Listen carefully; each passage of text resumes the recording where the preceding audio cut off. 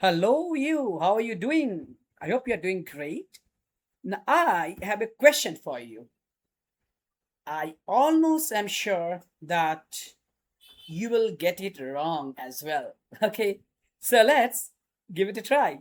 The question is, and it's a very simple question, honestly. 99.99% of people fail at this question.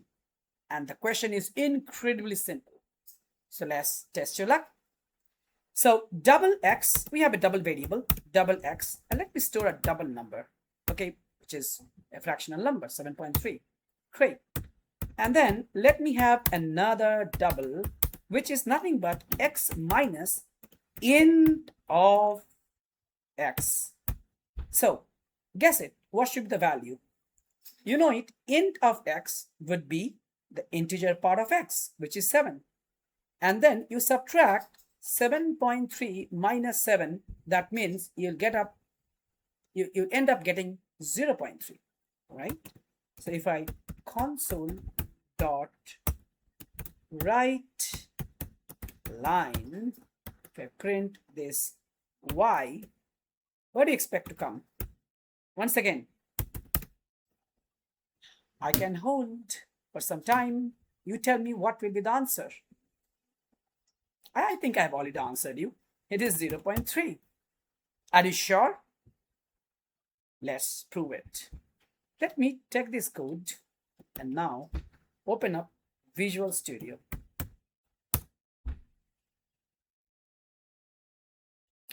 And click a new project.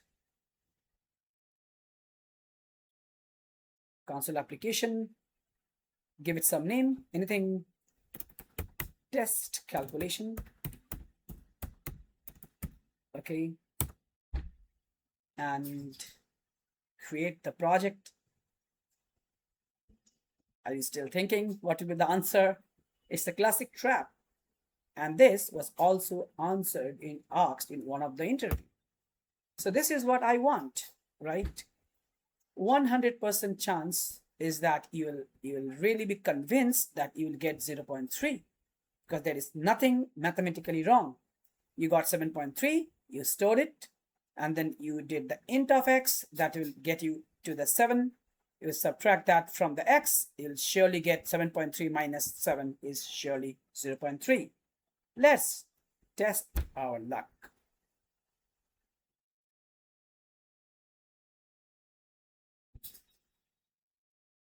Why? Can you believe this? The answer is not 0.3. The answer is 0.2999999, something like that. Look at this. Now, that can cause an immense problem in a financial application. Mathematically, there is nothing wrong saying 0.3 as 0.299999999. You know, if you have learned some maths in your school days, you know that 0.2999999, if you go all the way up to infinity, it actually gets you to 0.3. It's the limiting situation of 0.3. Actually, where is the problem? And how can I exactly land up to 0.3? First of all, let me convince you that 0.3 and 0.299999, there is no mathematical difference, right? If you have learned some calculus in your school days, you might know this. Like, this is the limiting value of 0.3. But the problem comes in the way fractional values are stored. You might think the problem is here. The problem is not here at all. The problem is right here itself. The way computers understand floating point arithmetic is a lot different. Doubles and floats are actually internally represented using IEEE 754 format. You can Google it. Okay. So that means even if you have stored x equals to 7.3, internally it has been stored like 7.2999999 and something like that. So that seemingly culprit code is not the culprit. The culprit is this representation itself. So when you store 7.3, this internally gets converted into binary, and the binary does a mistake. It's not a mistake, it's the best the computer can do to store your floating point value. So it's deep down to your CPU. There's nothing wrong with .NET. All right.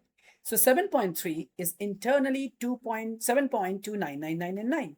And when you subtract this, you actually get 0.299999. Okay. There's nothing surprising about it. So this is not a surprise.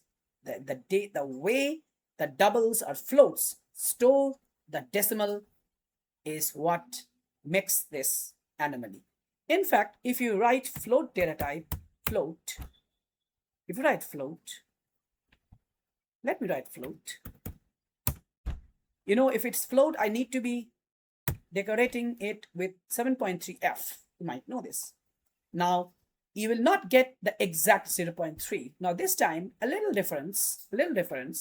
You'll get 0.300000 and something too. So, under the hood, these guys are doing some floating point math. All right? And computers are, your computer is doing its best to represent this 7.3. You understand? Computers are nothing but binary processor. So it does its best to represent this. So both float and double type are not really good at representing your fractional values. While this is fine for some scientific calculations where it doesn't matter whether you are having at 7.3 or 7.29999, scientifically there is no such big difference. But for something that goes with money, that goes with accounts, right, economics, there it is a problem.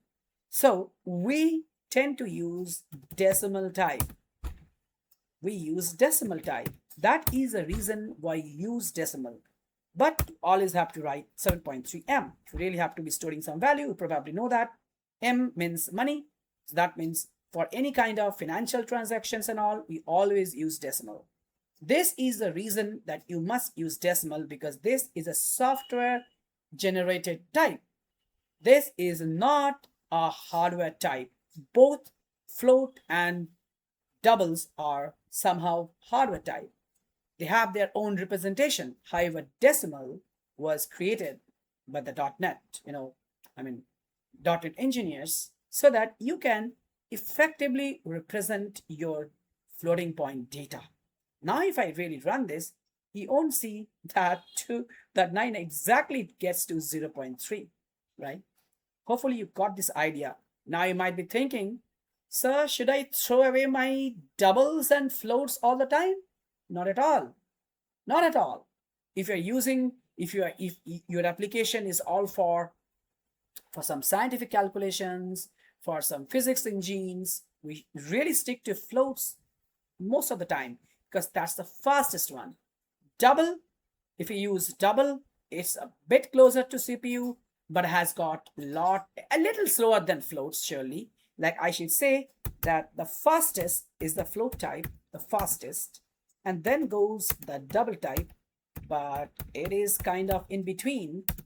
It still has the CPU support. It still supports this IEEE 754, I guess. You can Google it. So both of them support that, but double has a larger precision. There's a larger precision and larger exponent part as well. But the decimal is totally, totally out of the scene. Decimals are totally software generated. It's software generated type. Okay. So it is designed to work on all financial calculations.